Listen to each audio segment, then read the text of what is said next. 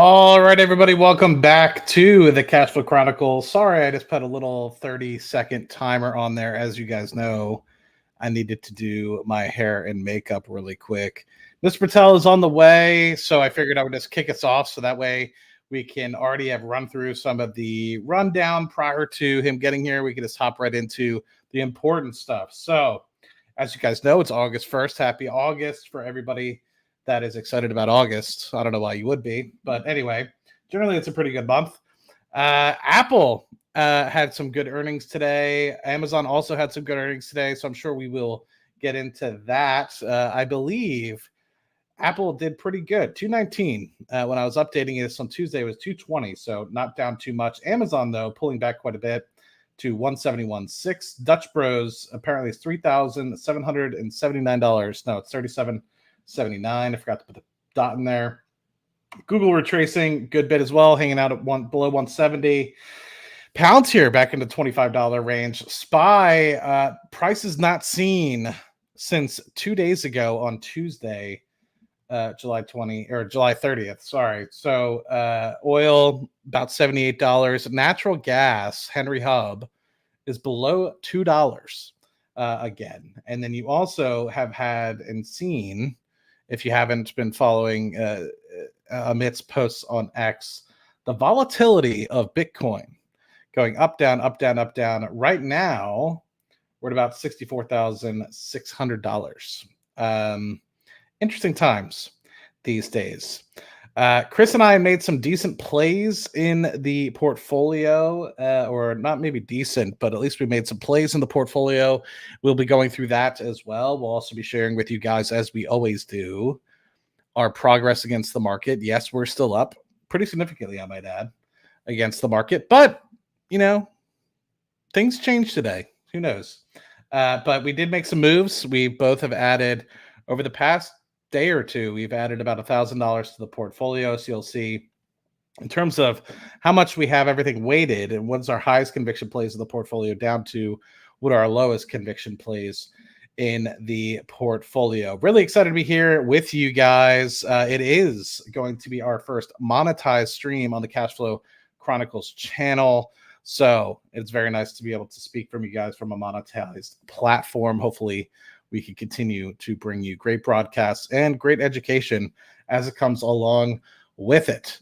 Let me think. What else is there on my mind with respect to just solo Matt Money? Just so you guys aware, I've been selling some cash secured puts on Rocket Lab. I think I sold, was it 25 or was it 50 contracts? Let me see. Do I have my Fidelity open? Yeah, I do. I sold, let me see, when it dropped down to $5 again, I sold 50 contracts. Okay, so I sold 50 contracts for the January time frame. At, what was it? January time frame, 2025 for $5 puts, and I think I captured about 75 or 80 cents a piece for that. So nice little chunk of change. And my thought process is I'm going to continue to buy Rocket Lab over the next coming year. So why not try to get 5,000 shares? TJ, thank you for coming in with the first super chat on the Cashflow Chronicles channel. $4.99. Everything's going to zero. Oof. Ain't it the truth? Mr. Patel, how you doing? How's your night been going so far? Listen, today just absolutely sucked for the market, but we did something smart in the morning, and I'm glad that we did it, because it definitely protected us a little bit against some big drawdowns in the portfolio. So, maybe we can talk about it today. It was interesting, man, because I was like, man, some of these are good plays, and then I was like, oh, one of them is like a punch right in the eye. So I'm sure we'll get to that one as well. Do you just want to hop right into that, or do you want to? Yeah. Let's do it. Let's. All right. What's the portfolio at today? We are at 4,190. So with our capital contributions, we're looking pretty good. Let me just double check. That's all hidden. Very good. Let me put this into slideshow mode. So this, as I alluded to earlier, is ranked from the highest amount of dollars we have in each play to the lowest. So you can see we added a, a decent chunk of change to TMF today. We added a little bit to BPYPN. We added YCL. We'll touch on what that is in a minute. BTC is a spinoff of Grayscale Bitcoin Trust. And so it's a small little guy. It's only a 0.15 expense ratio. So I'm going to be writing an article about this one. It's the lowest expense ratio Bitcoin, but we just wanted it in here for a little bit of flavor so we could keep track of it, or I could keep track of it. I don't really think Chris cares too much about the Bitcoin side. But that was pretty much it for the cash contributions today, but we still have a bunch of other things we can run through. But once again, value, the highest value positions up top, the lowest value positions down the bottom. Mr. Patel, where do you want to start? I think we should start at DPST because regional banks, they got the shit kicked out of them today. A couple of reasons why I think. So, let's just set the stage first as to what happened today. Today, earnings came up, and there were quite a few companies that deal with the general consumer. And I think that's one of the things that we're going to have to really be very cognizant of. There are two economies at play right now. There's the haves and then the have-nots. Now, what do I mean by the haves and have-nots? You have this subset of the population that's, the uber wealthy and everything. So I'm not talking about just them. But there are also people who work 9-to-5 jobs. They're locked into really low rate mortgages, or they own their own homes outright. Their jobs have actually been increasing their pay for the last few years because of inflation, and they work in fields that have pricing power. So they've been able to extract more total compensation than some of the other parts of the economy. These people are doing extremely well. They have a lot of disposable income. They can spend money on, things that are a little bit out of the ordinary for the everyday person. So that part of the economy is doing really well. But there's also another part of the economy that's very struggling right now. You've got people who are working minimum wage jobs or a little bit above minimum wage who can barely afford rent and food and afford all of this inflation and to deal with that. And a lot of their fixed costs have gone up, whereas the other side, the fixed costs haven't gone up necessarily as much. So there's two different things. Now, the thing is, there's, of course, a lot more people that are in the have-not side than the have side. That part is cutting back on spending. And we saw that with the reports from Hershey's today. Hershey's was up today, but technically they were down in total sales. So they had a horrendous year-over-year revenue. Yeah, it was down. Year-over-year revenue was really bad. But at the same time, the stock stayed up. Now, the reason why Hershey stayed up was because usually when you have a recession, you're going to have certain sectors actually outperform. So, Hershey's falls into the zone where people are not likely to cut back on spending in the chocolate world as much as something else like travel. So travel is usually what you would think that gets cut a lot. Like, oh, you know what? I barely have a job right now. Let me cut travel. And so a lot of people were selling off the travel related stocks like Norwegian and Carnival, even though Norwegian and Carnival both came out and had really strong earnings. And they even have forecasted future growth that's really strong. Yeah, I think 2025, they said that it's going to be their best year yet for both of them. Yeah. So what's interesting is the way that the market reacted today was very traditional, right? But we have to be a little bit contrarian against that, in my opinion. We have to say to ourselves, okay, what is actually happening? And I think the market is getting it wrong because so many people these days are just doing these fucking indexes. And I'm getting sick and tired of indexes because they're leading to a lot of price Actually, you know what? I take that back. No, you know what? Keep doing your stupid indexes. Don't pick individual stocks because I'll pick individual stocks and I'll actually win. When everyone else is doing indexing, it's stupid as fuck. If only select people are doing it, it's fine because then there's actual price discovery. So a lot of people were selling off the cruise lines, but they didn't. But the thing is, the index doesn't capture a couple of things. The index doesn't capture that these guys are being held back a lot by the debt on the balance sheet. So at this point, by having rates go down, the debt becomes easier to service, which means that more income is going to go towards debt servicing and a faster rate, and they'll be able to delever faster. So that's the way that I would probably interpret it. Now, there is a couple of concerns though. Yes, can there be some level of pricing power declining in the cruise line space? Maybe a little bit, but it far, far outweighs that debt reduction ability, in my opinion, to just grow their earnings. So I think next year is going to be a really good year for the cruise lines. The year after that will be even better. But we'll see what happens. Recession is not 100% guaranteed right now, but in all likelihood, we're likely to see a mild recession. The sectors that I would avoid right now are the darlings that have been around for the last 6 months, which is the semiconductors. Like they took an absolute freaking hit, dude. A monster hit. Yeah, I mean, not good. I should bring it up, but yeah, it's been not good for SOXX is one of the things that I follow. It's a semiconductor index that kind of tracks a lot of the big boys. But I think the reason why we're down so much today, even though that Apple did relatively well, Amazon actually did relatively well as well, 2 quarters in a row of operating income in Europe, which I think is a big pat on the back. And they talked a little bit about that on the earnings call.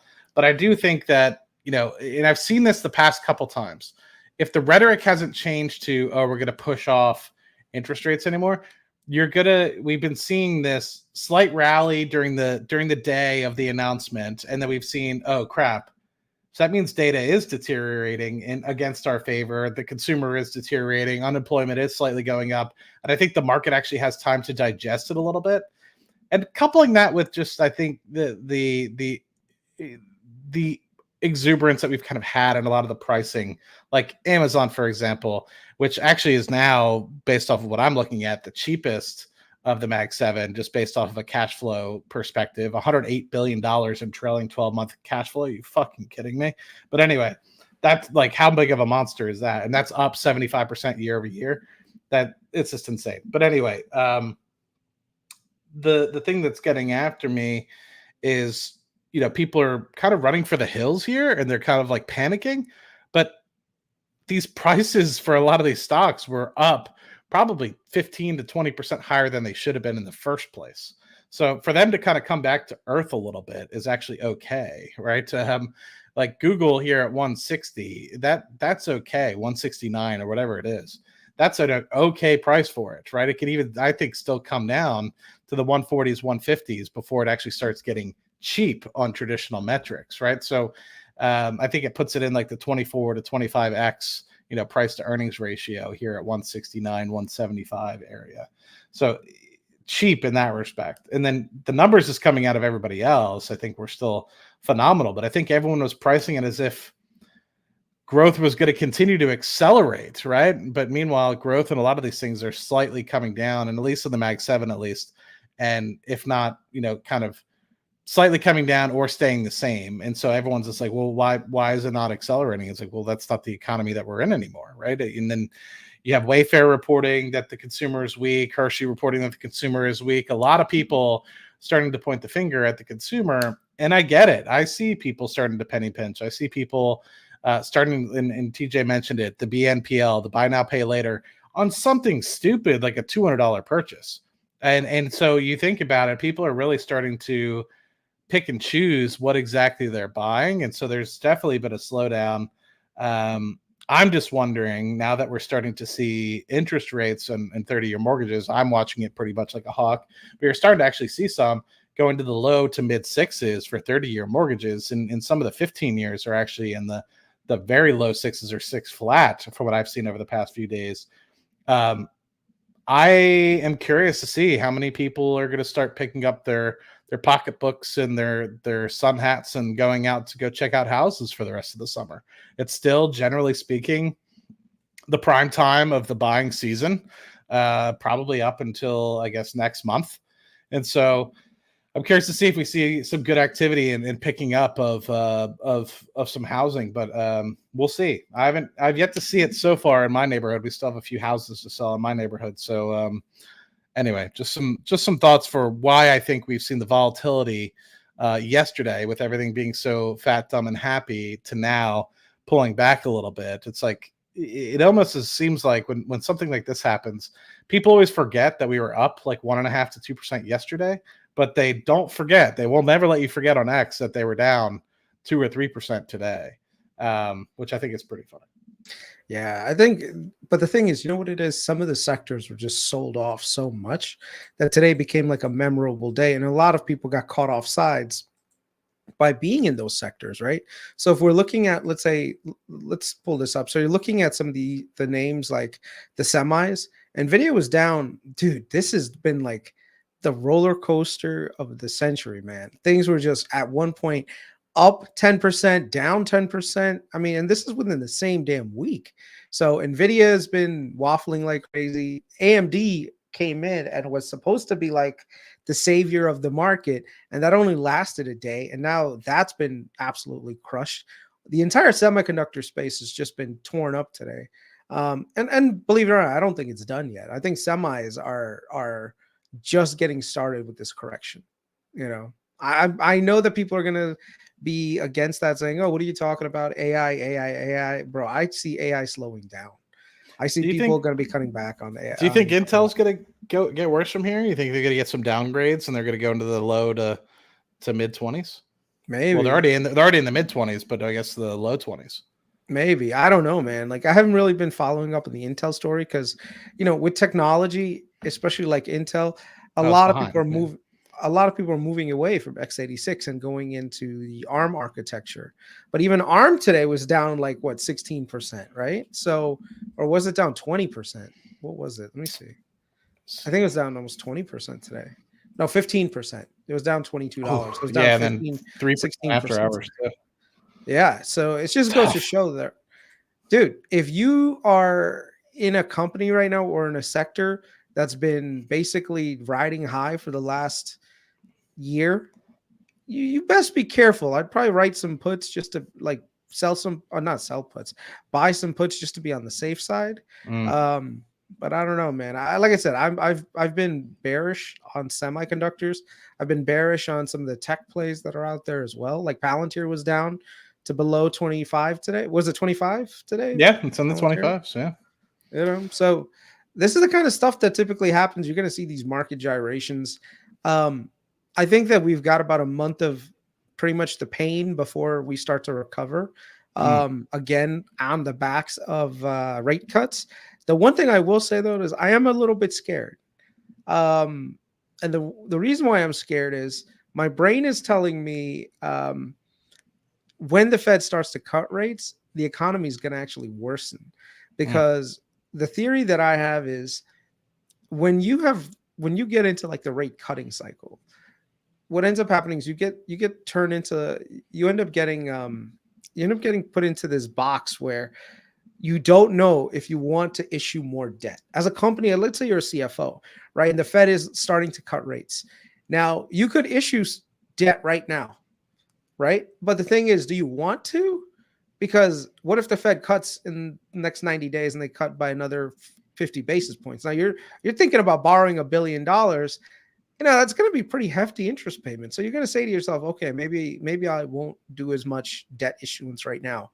So a lot of capital allocation decisions are kind of usually get put in hold for a little bit. At least that's what my line of thinking is, in which case we'll get that mild recession that comes with a lag. So eventually that the rate cuts will make their way back into the economy, but we could see a mild recession while the market, you know, just gets back to normal again. And by the way, valuations are still relatively high for majority of the market. Like everyone thinks like, oh, after today, the correction is done. Like, no, the market is really elevated. So generally speaking, yeah, I mean, generally when you see these types of pullbacks, or at least you see some sort of like a mild recession, you see when things actually get cheap, right? Not normally valued. And right now, I'd say, even like you stated, some of these Mag 7 stocks, you know, are still overvalued. I would say even Google, to an extent, is on the upper end of fairly valued. I think the only one that I've seen so far that is getting in the realm of cheap, just based off of cash flow, basically, I haven't really done much on the earnings side, but Amazon being at an 18, 19 price to cash flow, I think was just a mind boggler to me. 108 billion. It's like a 1.9 trillion market cap, and they have 108 billion in trailing 12-month cash flow. It just like completely blew my mind how that's below a $2 trillion market cap. But it goes to show you, I mean, I could see an easy path for Amazon to go back to 1.5, 1.6 trillion in market cap, right? I don't see that as something that's absolutely absurd, because the market right now is trying to find a stabilization point, right? It's going to go through kind of like what we had in 2022, but probably not to the extent of 2022, but it has to find some sort of ground where things make sense again. And I think because we were flat over the past year and basically flat over the past 18 months, because basically up until 2023, the first half of 2023, we were at 5%. Then we upped it 2 more times, pretty slowly. So we've been at basically this interest rate policy now for the past 18 months and above 5%. So now that we're going to start getting cut, I'm with you. It's kind of like, well, what point do you hold back on making certain decisions to understand? And going back to what I was talking about with housing earlier, I was also thinking the same. It's like, I'm getting all fired up because I see interest rates in the 6s, low 6s even. But at the same time, I know that we haven't even gone through an interest rate cut. So I'm almost like hesitant to be like, well, do I refinance right now and capture $200 or $300 a month in, interest breaks? Or do I hope for next year, if things go really well, or even if things go extremely poorly, as long as my house appraises, that I might be able to get something in the 4s. Like if something drastically happens and it's like all shit breaks loose and, then we have like a 0 interest rate cut again, man, that would be good for if my house is appraised, my refinancing. But just going back to what, I fully see this path of people kind of waiting to make big purchases because they know, oh, well, things are coming down. Then there's going to be the people that aren't necessarily educated. They don't care. They just go to the market and buy. But people that are watching their wallets are going to be caring about these things. And in this type of environment where things are trickling up, unemployment's trickling up, a lot of the consumers' debt is trickling up, layoffs are trickling up, all these things. People are probably going to be watching their wallets a little bit more. So, and a lot of the inflation that we've seen in some of these, keep in mind, when we're seeing inflation year over year being at 2 to 3%, not a lot of these things have gone through deflation. It's just the inflation rate has slowed down. So you're still paying 20, 30% more than you were 2 to 3 years ago on a lot of these items. There's very few places where you've actually seen deflation in specific sectors. That's why, can you bring up our portfolio up again? So one of the plays that we have been making, and I'll go through some of these other ones. So Norwegian and Carnival, I think, are great long-term plays for us, so I'm not worried about that. They did take a hit today. DPST, like I said, it's a triple leverage fund. I think eventually it'll recover this week. But I definitely didn't get, I think we got a little bit caught off sides with that one. Like I really did think that with the rate cuts, like more than likely their AOCI losses would end up mitigating their book value to recover. And maybe they will, but that's definitely something that we have to just keep our eye on, because you never want to be in a triple leverage fund for a long time. You just, it's just not a place you want to be, especially if the market starts to work against you. So we'll keep a track of that one. TMF, though, that one was a good recovery. I mean, that one is good for now because it is a hedge against inflation coming down. I mean, against a recession. And also with rate cuts coming, more than likely there's probably going to be capital inflows into the TLT, in which case TMF will start to keep up as well. And this shows that it's only 4%, but this is because we've kept adding to it. And when you think about it, when you add fresh capital, and we've added a lot of capital to this, it was a rather small position of the portfolio. Now it's the largest. When you add, you start at 0 again for a lot of that additional capital. So the fact that we're up 4%, our original shares that we bought are probably up, 15, 20% maybe. Actually, I'll probably do a quick check in the background. Yeah. Like I said, what's interesting about the market today is that we're only down about 2.43%, even with those leveraged plays that are in there. So I think that's a testament to good portfolio allocation for now. Hims took a nasty hit today as well, but we locked in a lot of profit on that before. So today we didn't really feel it that much. The two that are right below TMF that are really important to look at, BPYPM and BPYPN, they're both preferred equities. Preferred equities are valued in a little bit of a different way than your traditional equity markets are.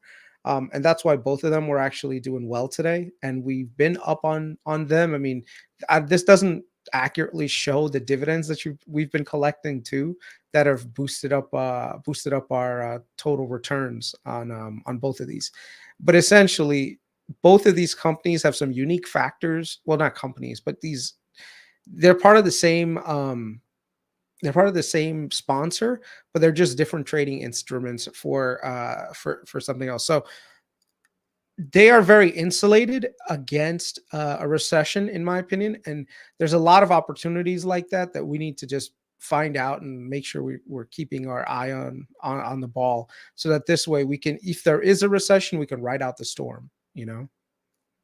Yeah, and I think the reason why, one of the reasons why BPY, PN, and PM were kind of at the forefront of your mind, if I remember correctly, was it's real estate. You knew that eventually when interest rates did get cut, that it would be a tailwind for real estate. And so, having this in what's in BN, which is Brookfield Partners, having it in BPYPN and BPYPM, knowing that their $25 par value would allow you to capture that. And we've already done some of that with BPYPM.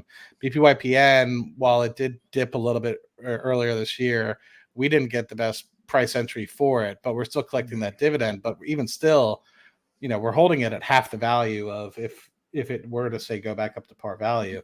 So, and in the environment for real estate, specifically for Brookfield, would only get better with interest rate cuts. Just knowing how much debt they have on the books and how much they would prefer to refinance a lot of that debt to help them with respect to freeing up some of that income that they have coming in.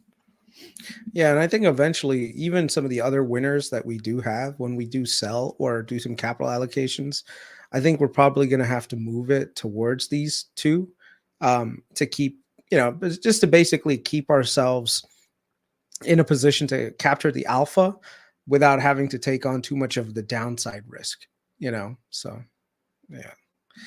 We also took a new position of YCL, which is ultra yen.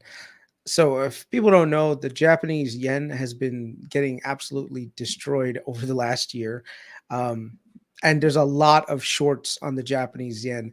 BOJ just raised their interest rates a little bit and also basically did some interventions. So they're trying to strengthen the yen right now. And because of that, you're going to start to see, I think this time around, you're going to see the shorts starting to cover. And when the shorts cover, you'll see the yen appreciate. So over the last month, yen's gone up about 15%. So I think this trend is gonna continue, at least for the foreseeable future. The yen's probably gone up 4 or 5%, but this is triple leverage. Yeah. So yeah. But even still, you think about it, you're talking about economy versus economy. So moving 4 or 5%, that's huge. You know what I mean? Like that doesn't happen very often, but you've continued to see over the past 5 years, granted this is triple leveraged, but just the yen in general has continued to deteriorate since pretty much the US started raising interest rates and pretty much since the pandemic. So it just goes to show you, like, a lot of times what Chris is talking about, I think it doesn't hit home for people. It's like, even though there might be instabilities in the United States markets, or even though we might be thinking or talking about recessions, our economy comparatively to the rest of the world is gold plated.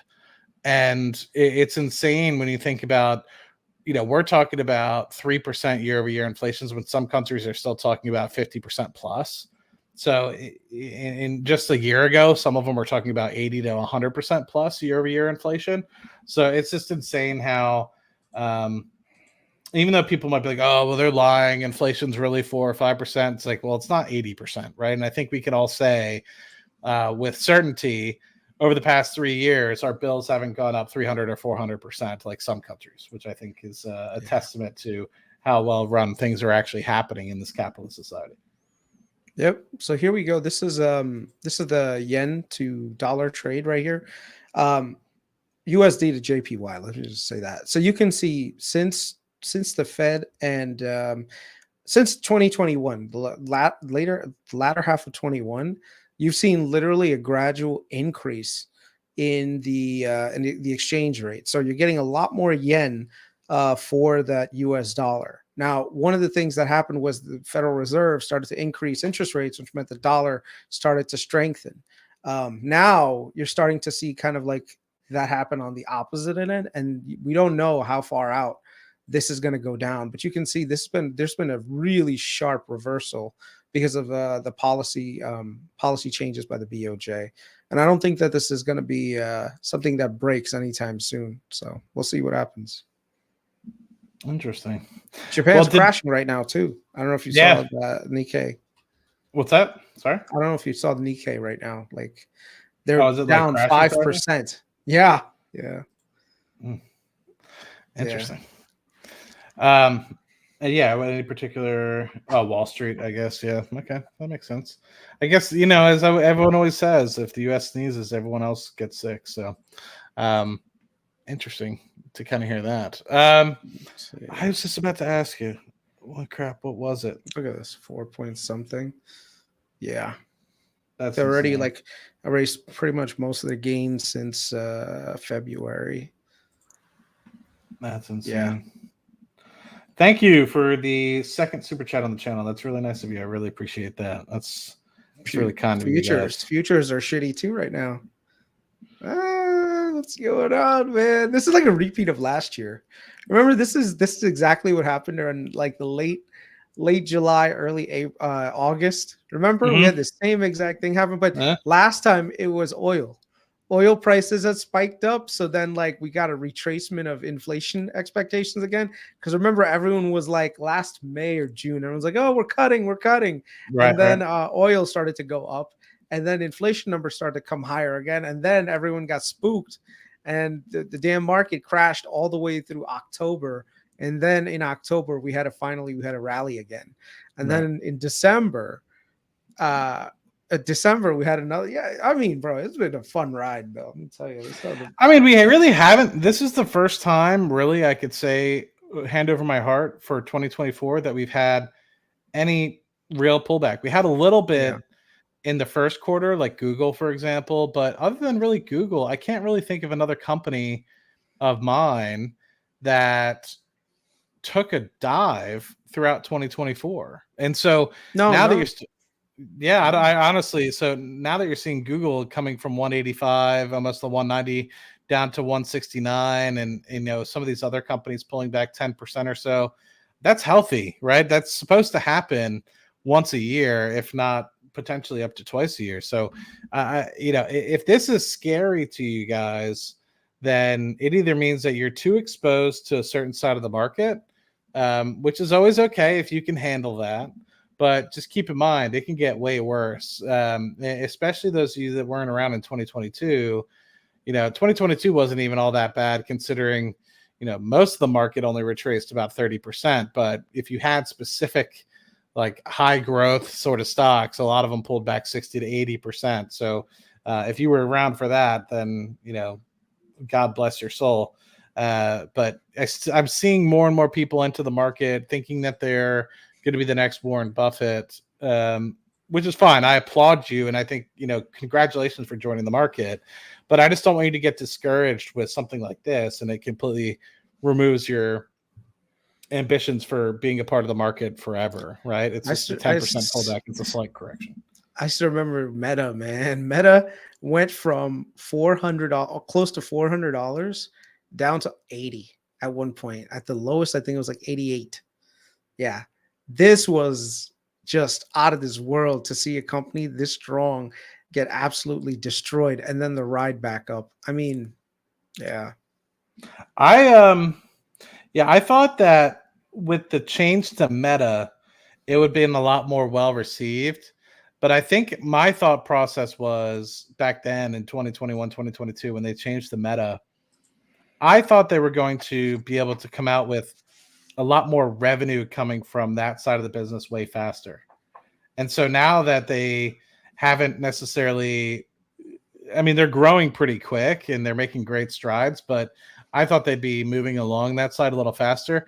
The thing that's kept them afloat and obviously, gotten them going from 80 back over to 500, which I'm sad I missed that ride. I was too busy loading up on Amazon and Google like a dumbass. Had I just switched which stock it was, I'd be up, probably another 50 or 60 grand off just that invested capital. But it is what it is.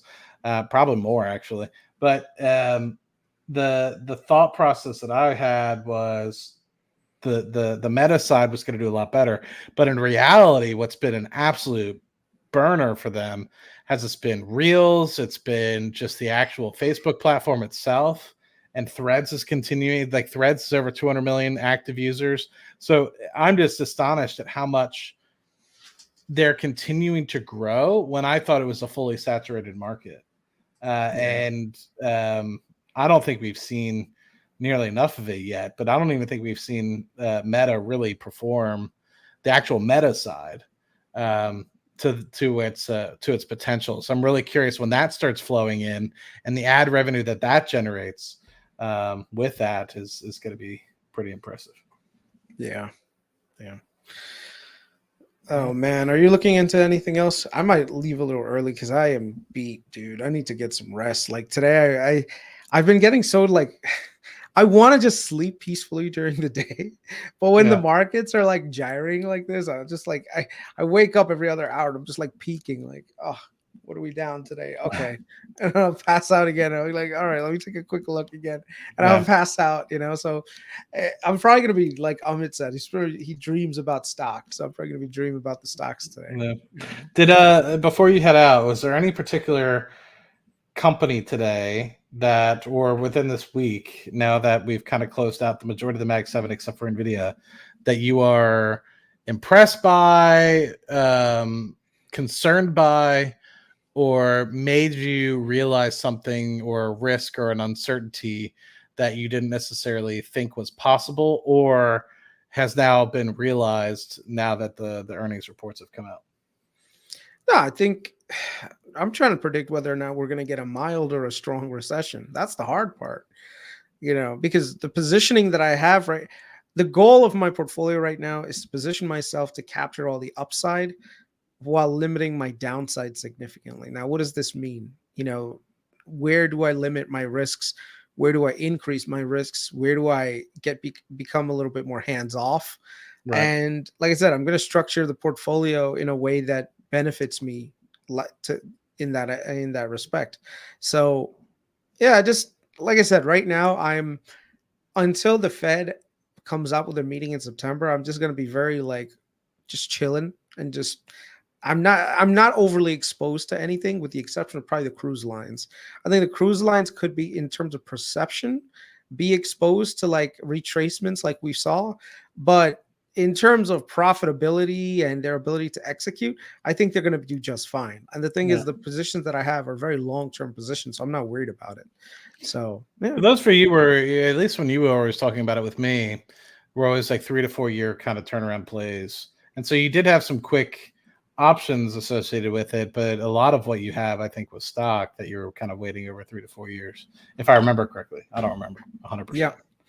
Yeah. So cool. Well, all right. Feel free to head out, and I'll close this up. But what was I going to say? Yeah, other than Google, I think, and Amazon, I think everything was really, really good. I think I need to just take the opportunity to look at Seeking Alpha and rewrite up my thought process with a lot of those. And to me, Google specifically, the Google Cloud piece is continuing to iterate what I was, or demonstrate rather, what I wrote down. And I think it's going to continue to be extremely well done. AWS is continuing to be really well done. So I can't see a world where those companies aren't 5 trillion in the future. So let's see. If 98 of you guys are still on here, I'm more than happy to answer some damn questions, but otherwise we might just call it a night. But yeah, if you guys have any questions, if I start seeing people trickle out, then maybe I'll call it. But we just had a little splurge of 98 people showing up. It was dwindling into the 80s, but I don't want to leave anybody high and dry, especially if they just joined. Thank you. The hat just showed up today. I somehow got my smudgy fingers all over it already. You can see a little God knows what on it, but yeah, I was excited to get this one. Oh, for those of you guys that do like Rocket Lab and them, they will be launching a rocket tomorrow. So I'm hoping I might reach out to Vince tonight and see if he's available. Otherwise, I'll probably do it on my own. So watch out for tomorrow. It'd probably be earlier in the morning.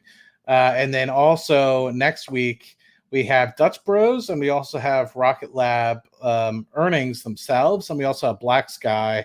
So I've actually taken an interest in Black Sky. For those of you guys that haven't really watched it too much, I'm curious to see if that is the company that Rocket Lab will be going after. They're now EBITDA positive for the last 2 quarters. I'm curious to see on the 8th if they report a third EBITDA positive for quarter. So all hands on deck with associated with those companies, and that's the majority of it, to be honest with you guys. Let's talk Intel. Man, I'm surprised at Intel. I'll say that much. For those of you guys that haven't seen Intel, Amit did a pretty good job demonstrating it a little bit earlier, but I'll do my best. Vanna White here talking about Intel on the screen. Down a pretty hefty bit, 19% after hours, and it was already down 5% throughout the day. So it started off at $30 and ended up at $23.57. I'm going to be watching it personally because Intel still provides a lot of processing power for a lot of companies.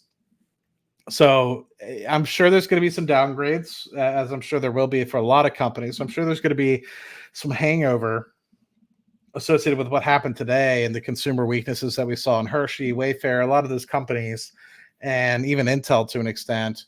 And so I'm sure you're going to see a wave of downgrades associated with that. So if you guys are thinking about writing puts, it might be, take it with some caution, or be ready to re-up potentially at higher premiums if they continue. Because I've done the same on Intel. Intel's been one that I've wheeled in the past, and it was back this time when it was like shooting fish in a barrel, 2019 to 2021 timeframe, where no matter what, after earnings, it would drop down to the 40s and then it would come up to the 50s, and you just basically follow it. And then earnings comes again, and then you just make sure that you have nothing, and then you wait. But what I learned is generally it would take a dive down after the day after earnings or day of earnings, and then the next 2 days it would have 2 more days down. So you could get slightly better premium at a lower rate on something like an Intel. So always just be kind of cautious, right? And same thing with like, say a company has a massive beat, right? Like let's say Snowflake or I meant Palantir next week has like a massive beat, and their growth rate goes up to 25% year over year, and everyone was expecting it to be 20. A lot of people might say, oh my God, it's up at $32. So let me sell my covered calls. It's like, yes and no, right? Like you can lock in that covered call and potentially it could follow its way down. But more times often than not, when you have a huge blowout quarter like that, you're going to have a wave of price increases, especially people coming out of the woodwork that were wrong, saying the stock was going to 6. And now they're saying, no, my price target's at 35. I've always been here.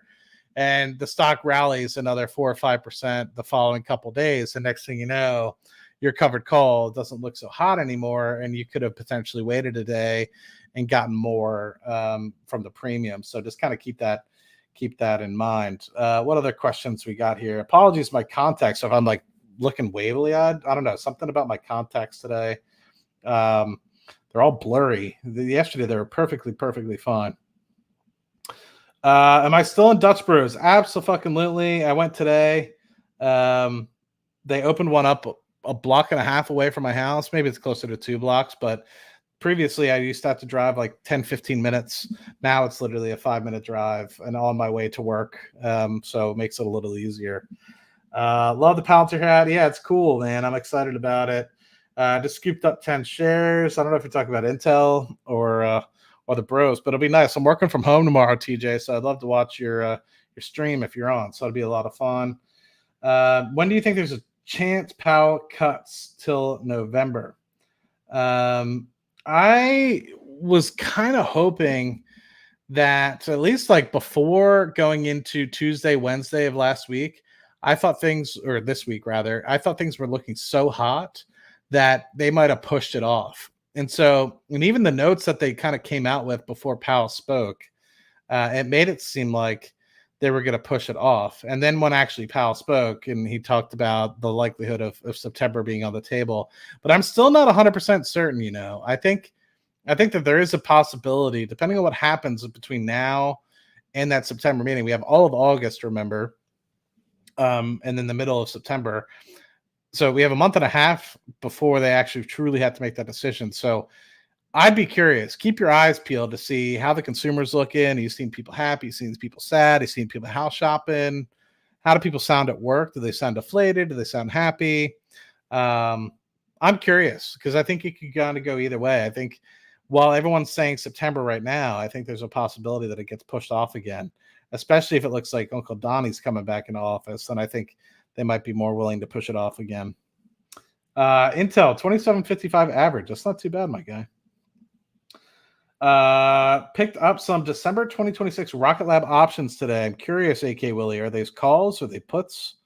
I was looking at the 26th December puts today, and I was like, it's just not worth it. So I did the January 2025s, and I got my 80 cents, and I was happy. 76 cents to be exact. I was hoping for 80, and I didn't want to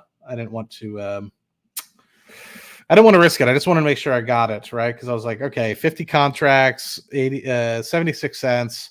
It was like, I forget, 30. Was it 30? I don't remember. How much was it?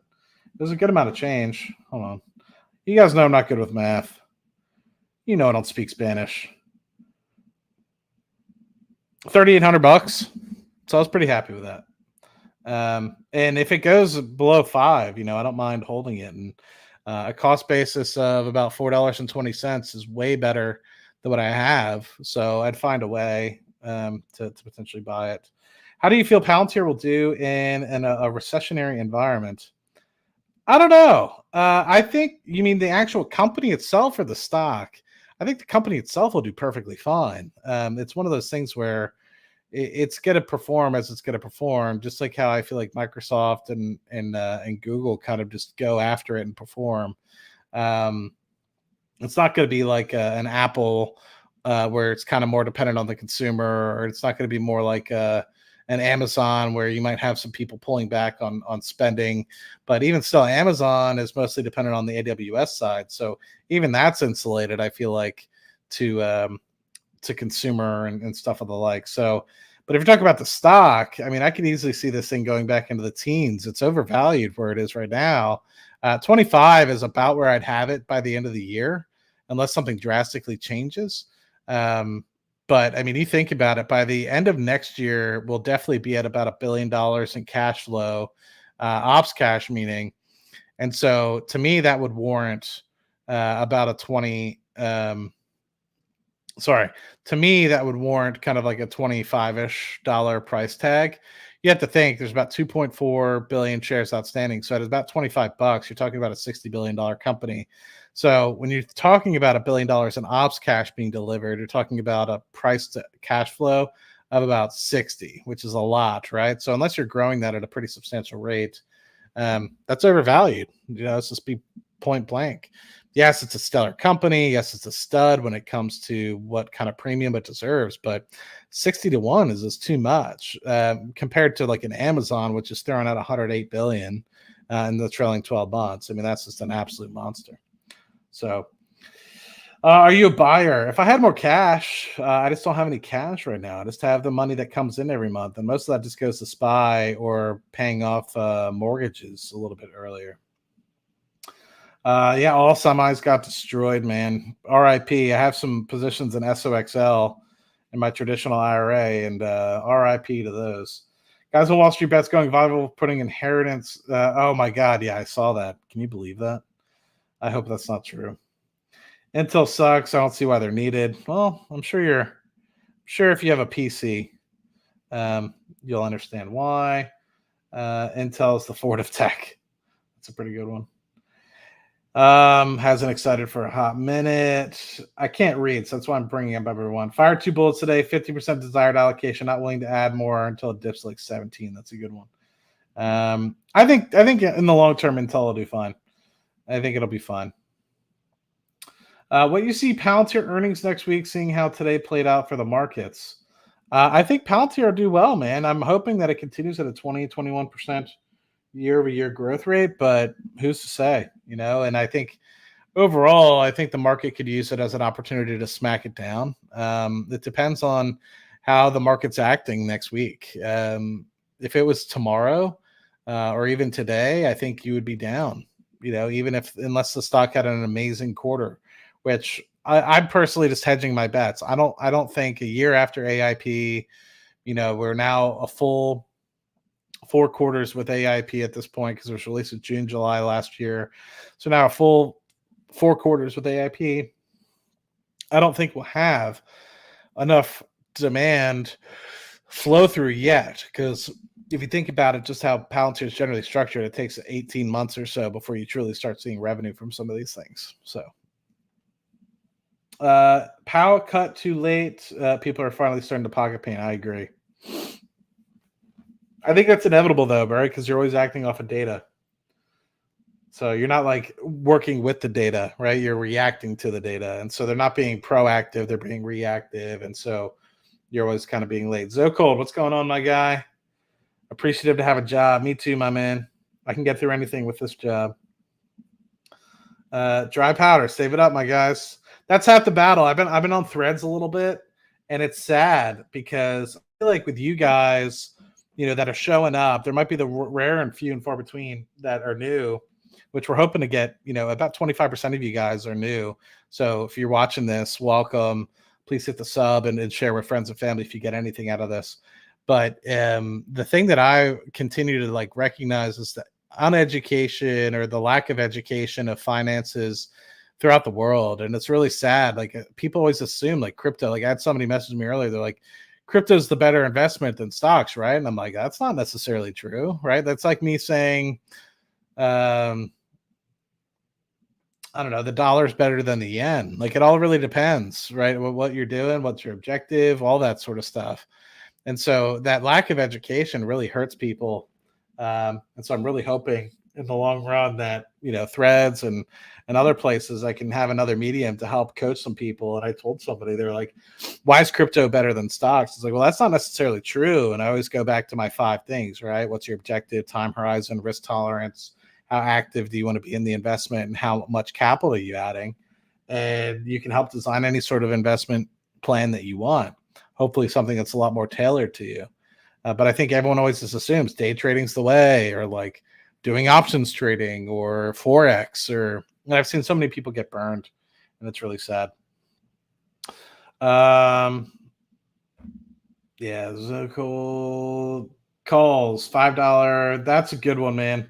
I was looking at those as well. When I was thinking about selling my puts, I was thinking, do I sell 2 puts and buy the long call? And I was like, man, that's double bullish. And I was like, I should, but I never did. And I was talking about it with my brother-in-law the other night. He was thinking about getting after the $5 December 2026 boys. I think they were only $2.50 or $3 or something like that.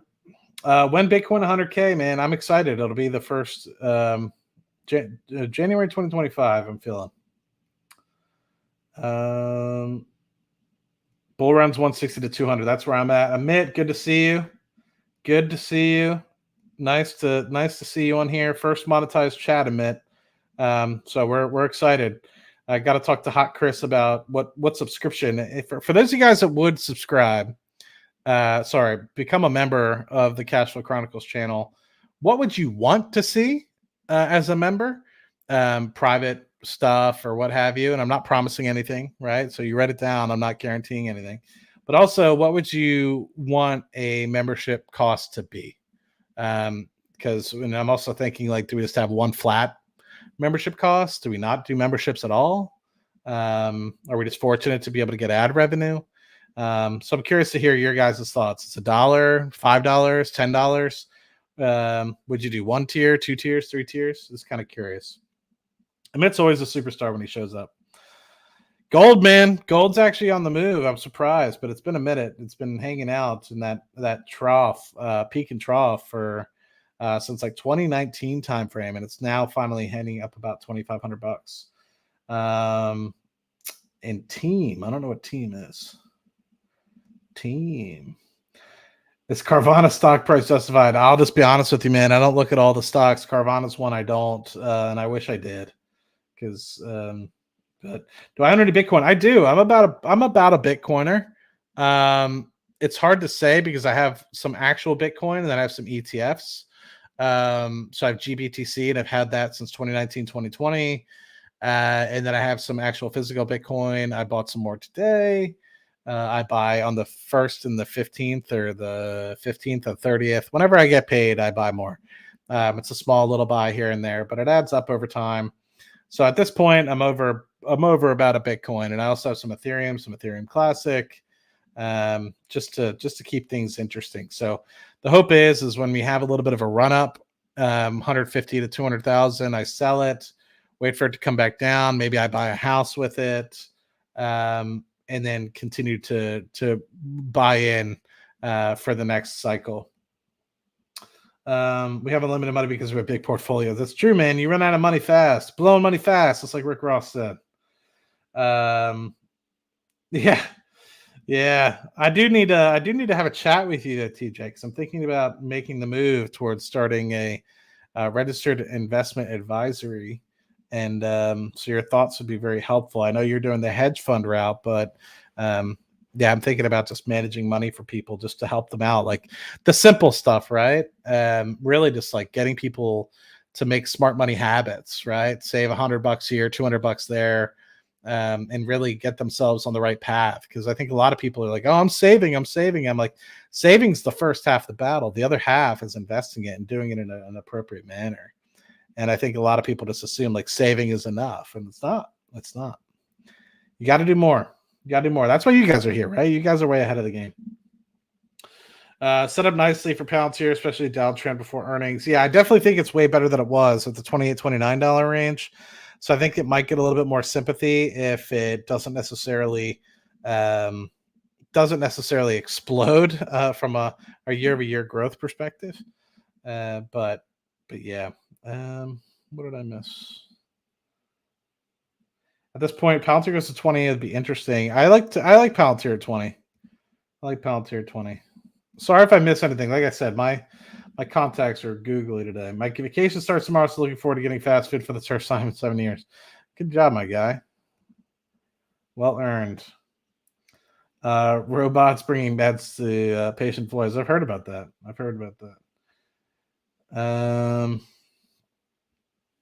Let's see. Did Amit just say like what stocks we buying and dip? It sounds like Amit. P-Tube. So cold, my guy, man. I was actually thinking, what are we going to do with the meetup? We got to figure out the meetup piece. We got to ask those guys from Finance Junkies, what's the deal? What is la deal? I'm a little bit behind, aren't I? Sorry, like I said, kick a mitt. Banned, perma-banned. 0. Everything's going to 0, my guy. Everything is going to 0. Fight Club Fridays. Oh, and those for you guys that are newer to the channel and you haven't necessarily, and I'm probably going to sign off here because people are starting to dwindle, but I appreciate you guys sticking with me for so long. For those of you guys that haven't already, make sure to check out Chris's Patreon. It's in the description. He's started to do another podcast called The Hidden Edge with Sam. So they're going to do another episode tomorrow. Bitcoin miners, how do you feel about them? I don't know. I don't have a miner. I have sold some puts on MicroStrategy, and my first shares should expire worthless tomorrow. Not first shares. My first contract should expire worthless tomorrow, but I have some for next week as well. So hopefully Bitcoin doesn't completely fall apart, because then I will have to buy a lot of MicroStrategy, and I honestly wasn't planning on it. But at that price, I would. It's very far out of the money. Cloudseek has been good. Money Gang, what's going down? Bought lots at 3. You went non-registered, but it's more costly for the hedge fund piece. Yeah, understandable. Yeah, Heinzie, thank you for stopping by, my guy. Study for the Series 65 and go to the other side. Yeah, me too, man. I know Chris has been studying for it, but I actually need to get after it. So if you have any suggestions, should you sell GBTs for its spinoff? It depends, my guy. Like, I think about this a lot because I'm up about 300% a lot of my GBTC because I've been holding it since 2019, 2020. And I got a little bit of the spinoff. So I got 730 shares or whatever of the spinoff because I have 730 shares of GBTC. And so that 0.15% expense ratio is pretty great. But you have to think, I don't know if you're in a tax advantaged account, like a Roth or something like that, I would say go for it. If you are in like a taxable account like mine is, stupidly, just do the math, right? If you have to pay taxes, even if it's 15-20% taxes on that gain. So for me, it's like a $40,000 gain, $30,000 gain. I have to pay 15 to 20% on that. It's going to be $6,000.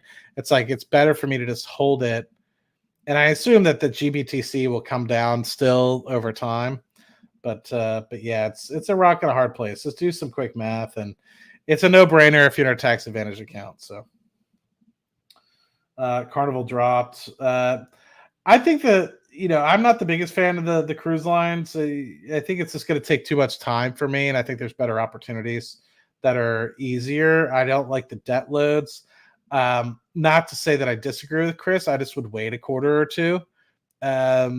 Granted, I haven't read this quarter's report, so I'm curious to see how their debt load looks and if they've retired any of the debt. But I don't hate it, right? It's not that I hate the play. It's just I think that there's better strategies out there for right now. And I think it's going to take longer than I think people think. I mean, it's a lot of money. We're talking tens of billions of dollars. Yeah, dude, Vegas was a great time. I'm actually hoping to go to Mexico at the end of the month here in August, so we'll see if I'd be down for that. But I'd be down for Vegas. At that point, I need to go somewhere. I have to go to Europe again in September, but after I get back, like October timeframe, I'm down for anything. Maybe for Amit's birthday again, I'll have to poke him and see. Maybe like a cabin thing instead. We'll see. But if people are into that too. But what was I going to say? There's some place, like I don't know if I could do international at that point because I have to renew my passport. So by the time I go to to Europe in September and I get back, I'm gonna have to renew my passport because I only have like 6 or 7 months left. So risk check. Oh man, that's it. I've owned this now for like almost 10 years, maybe more. I think I bought it in 2013. And I've been thinking about it. I get itching all the time. I'm like, if I have that big win, like I've had some decent wins, but I haven't had like one where it's like worth buying. But soon, it feels like it, like every time, like it used to be like, no, never. Now it's like more getting to the place where it's like soon, right? Like I have 3 houses. This one I'm living in, but it's going to be a rental here in a year, if not 2. I'm going to refinance it. It's going to cash flow. My other properties are already cash flowing. The amount that they're going to cash flow more after we refinance them is going to be monstrous. So I'm getting to the place where I'm almost, it's like, it's almost time, right? Where I can actually start living more luxuriously. But not yet, right? Like I feel like once I get this house rented out, I'm in my new house. I don't have it yet, but if I buy one, then I feel like, okay, you have the starter real estate portfolio, you have a kick-ass stock portfolio, your retirement's doing well. Like, why not, spend a little bit more? This was stupid because I got a sign-on bonus with work, and I used the sign-on bonus to buy a watch, but at the same time, I was up until 2-3 a.m. studying my ass off to become a petroleum engineer, and I thought I deserved it. And anyway, at that point, I was buying like $200, $300 watches at once a month or something like that. And I was like, why don't I just buy a nice watch? And The only time I bought another watch was when I was in Trinidad. I didn't bring this to Trinidad. I locked it in a safe with my parents when I was living in Trinidad. And when I was in Trinidad, I just felt naked not having something on my wrist. So I bought a watch, like more expensive than it should have been. It was like $400. It was normally like $200, but it was imported to Trinidad. So they, anyway. Vegas. You'll be in Vegas September. Towns up here are limiting the cruise line dockings per day. Not sure how that will affect. Oh, it's a good thing to know. Maybe Mr. Patel will need to know that. Your 50th is at Yellowstone. My guy. I was actually thinking one of my buddies that I invest with and have invested, I've never met in person yet. Well, we just exchange ideas, right? But Hot Kev, you know who you are. He was talking about somewhere in Cali, and I was like, oh, that'd be kind of cool to go hang out there in the wintertime. So maybe I'll make my way out to Tahoe in the wintertime. Be curious about that one. But anyway, 89 of you guys, I really appreciate you hanging out with me. Normally everyone drops off when Chris leaves, but you guys are troopers. Thank you for the two of you, TJ and the other gentleman. I don't know how to pronounce your name, so I don't want to butcher it, but thank you for the first super chats for the channel. We are now monetized. If you guys are interested in becoming a member, we will have that out shortly. I just need to talk to Chris about it. We might not do the membership thing at all. We'll see, but really nice to be able to finally get the channel monetized. It's been a journey trying to transition everything from the Matt Money channel to over here. They gave us a lot of crap for it, but it's nice now that we're here and we can continue to grow this. So I'm curious to see what kind of revenue this thing jumps off, because we do 2 or 3 videos, not 2 or 3, but we do 1 or 2 videos a week. And generally speaking, you guys show up. You do about 1,400 to 1,500 views on every video, and we generally get close to 100, if not break 100, for people actually watching the stream. So yeah, come to Tahoe, dude. I'll be all about it, my guy. Take me around. Yeah, it looks like a cool little spot. I was actually looking. You'll have to let me know, because like I actually wouldn't mind buying a property there, but there were like some cabins and stuff, and they said you had to be all cash. I didn't really understand that piece of it, but yeah, come to Tahoe. Yeah, I'd be all about it, man. I'm okay meeting people. Do I do any golfing? I'm not good at golf, but I like it. A lot of my buddies are really good at it. I just like to drink and drive the golf cart, because it's the only time I feel like I can drink and drive and not get in trouble. But that's a different story for a different day. You guys rock. And if you guys are interested in Rocket Lab and their launches, I'll be on tomorrow. For any of you guys that are looking for the earnings for Rocket Lab, it'll be next week on Thursday. I believe Dutch Bros is on Wednesday. I'll try to make it for both of those if you guys are interested. I hold both of those still to this day. I'll try to see if I can get on either Amit's Market Open or close tomorrow. More likely to close. I think I have some meetings that I have to be on during his Market Open. So if I'm available, I'll poke him and see if I can get on and hopefully see you guys there. But curious to see how this market reacts. I'm honestly not surprised. I think the closer we get to this first rate cut, I think people are going to be like, the data is showing up. And so with that, I believe that we're going to see a little bit of boggy ground until we get a little bit more certainty in the markets themselves. I really appreciate you guys continuing to stick with me and Chris, and as well hanging out with me for the last 20 or 30 minutes while I answered some questions. You guys could always reach out to me or Chris on our X in the description below. And as always, you guys are the best. Appreciate continuing to culminate this audience and continue to make it a beautiful, beautiful place to ask questions and hang out and learn. And if you guys have learned anything, please share with friends and family. It would mean the world to us, and we hope to see you guys next time. Hopefully Monday, Tuesday. I'll have to ask Mr. Patel now that he's trying to do all these different podcasts with everybody. I need to make sure that I get on his schedule. So you guys rock. Thank you for the 90 of you that stuck around to the end. I'll see you next time. Cheers. Greed is good. The stock is going to go up, down, sideways, or in fucking circles. It's all a fugazi. Sell it all. Greed is good. Huge upside potential, upwards of $60,000.